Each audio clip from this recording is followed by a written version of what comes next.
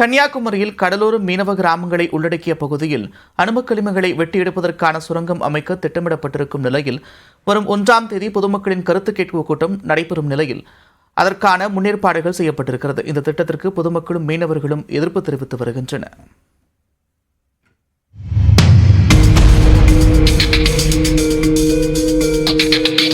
கன்னியாகுமரியில் இயங்கி வரும் மத்திய அரசின் பொதுத்துறை நிறுவனமான IREL கிள்ளியூர் வட்டத்துக்குட்பட்ட கீழ்மிடாலம், மிடாலம், இணையம், புத்தன்துறை, ஏழுதேசம், கொல்லங்கோடு ஆகிய கிராமங்களை உள்ளடக்கிய பகுதியில் அணு கனிமங்களை தோண்டி எடுக்கும் சுரங்கங்களை அமைக்க திட்டமிட்டுள்ளது.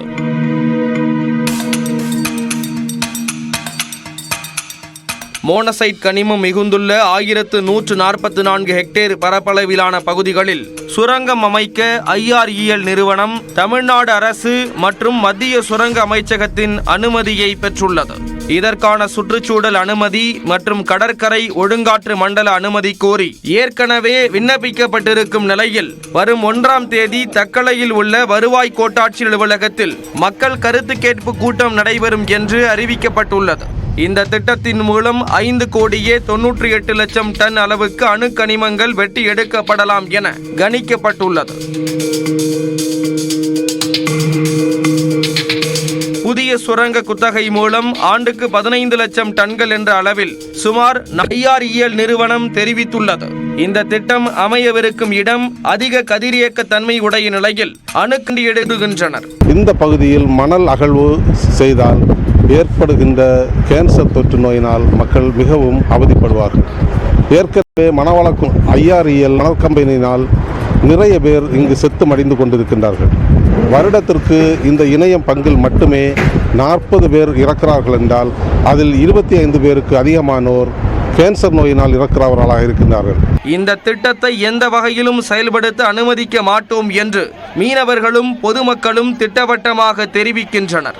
ஏற்கனவே ஒரு நாசகர திட்டத்தை நாங்கள் 3 வருடமாக எதிர்த்து போராடி பன்னாட்டு சரக்கு பட்டகத்தை இங்கிருந்து நாங்கள் விரட்டியிருக்கோம்.